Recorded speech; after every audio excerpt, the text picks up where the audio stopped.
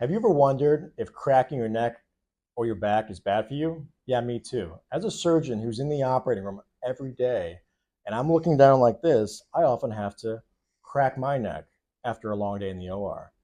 What's the science behind that? What happens is that if you're in a static position for a long period of time, gas will build up in the joints in your neck or your back. And then when you move suddenly, the gas is escaping from those joints, creating that cracking sound.